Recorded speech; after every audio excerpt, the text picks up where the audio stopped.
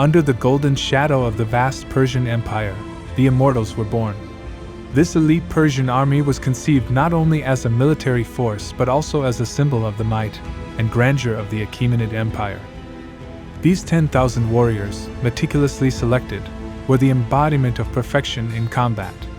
Each of them was an expert archer, a formidable spearman, and a swordsman without equal. But beyond their skills, their true strength lay in their cohesion and discipline, making them an unstoppable military machine. No wonder they became a legend. Storytellers from all lands spoke of their unwavering formation on the battlefield, how, despite casualties, their ranks never seemed to dwindle. The magnitude of their presence on the battlefield and the relentless nature of their strength made them a myth that transcended generations. And so, their fame spread, not only among the provinces and territories under the Persian banner but also beyond their borders. Enemies and allies alike regarded the Immortals with a mixture of awe and respect, recognizing in them not only the power of an army but the pride and majesty of the Achaemenid Empire itself. It was Cyrus the Great, founder and architect of the Achaemenid Empire, who, realizing the need for an insurmountable force, summoned the best soldiers of Persia. His vision was not only focused on expansion and conquest but also on creating a force that would symbolize the greatness of his empire. This need was the spark that ignited the creation of the Immortals. Drawn from the nobility and the most respected families of Persia, these men were not just soldiers, they were a symbol of honor and strength. Their training began at an early age and was so rigorous and meticulous that it forged warriors capable of facing any challenge and emerging victorious. Their training included not only bow and spear prowess but also combat tactics, military strategy, unwavering discipline, and unwavering loyalty to the emperor. They were taught to fight in close formations as well as in single combat situations, ensuring their versatility in any war scenario. Clad in light armor, often made of leather or linen, they allowed for greater mobility without sacrificing too much protection. They were armed with bows, short spears, and scimitars, a combination that allowed them to be deadly at any distance. Their wicker shields, though light, were efficient at parrying arrows and blows, an essential tool in their arsenal. The Immortals were a fearsome sight on the battlefield, not only because of their formidable presence and skill but also because of their perfect training and tactics. Their appearance on the front line was enough to demoralize many an enemy, and their ability to adapt to the changing circumstances of combat made them an invaluable asset in the Empire's military campaigns. Their name, Immortals, was more than a bold proclamation. It was an oath, a promise that the strength of the 10,000 would never wane. If any of these warriors fell on the battlefield, another would take their place, as if death were a mere fleeting shadow that could not touch them. Thus, ensuring that their numbers would never dwindle and their legacy would never fade, the Immortals became a living legend. And then, their exploits began to take shape. On the plain of Marathon in 490 BC, during the First Medical War, they found themselves facing the valiant Athenians.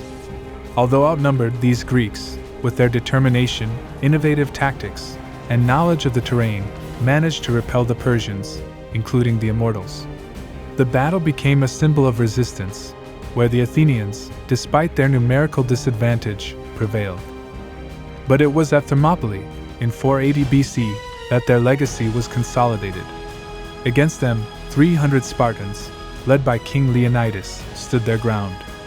The Immortals, with their discipline and cohesion, used a mountain pass, discovered by a local trader, which allowed them to outflank these brave Greeks. Despite the fierce resistance of the Spartans, who fought to the last man, they were finally driven to their deaths, and the Immortals secured a place in history. However, not all their battles ended in victory. The Battle of Plataea, in 479 BC, is a vivid example of this. The vast Persian army, under the command of General Mardonius and strengthened by the imposing presence of the Immortals, faced a coalition of Greek city-states led by the Spartans and Athenians. Plataea was the scene of one of the greatest clashes of the Medical Wars, and the Immortals played a crucial role in the Persian lines. The Greek allies, taking advantage of their tactical knowledge and the topography of the terrain, took up positions on the mountain slopes, making the swampy and hilly terrain play to their advantage. Despite their numerical superiority, the Persians found it difficult to engage the Greek hoplites, who were heavily armed and protected. The Immortals, though formidable, fought in terrain that did not favor their usual tactics, and were forced to fight head-on against the Greek heavy infantry. The battle was protracted and fierce, with attacks and counterattacks throughout the day. However, as the battle progressed, the Greeks managed to exploit weaknesses in the Persian formation and gained ground.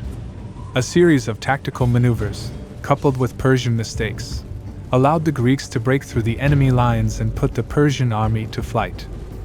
In defeat, the Immortals fought valiantly but were overcome by the strategy and determination of the Greeks.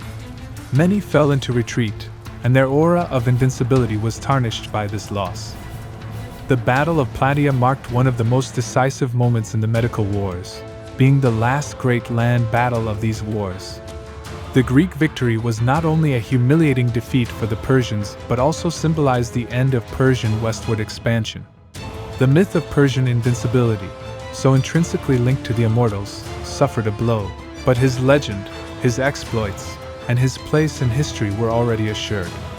His participation at Plataea would be remembered not as a disgrace, but as a testament to his bravery and skill even in the face of defeat. In every confrontation, the Immortals stood as the indomitable pillar of the Persian forces. Every clash of swords, every step advanced or retreated, every victory or defeat, reflected not only their prowess but the very essence of the Persian Empire.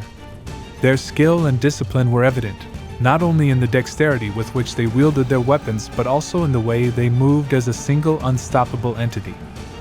At Marathon, they challenged their adversaries with unbridled ferocity, making their presence felt at every onslaught, showing that the vast domains of Persia were backed by warriors of unparalleled skill and bravery.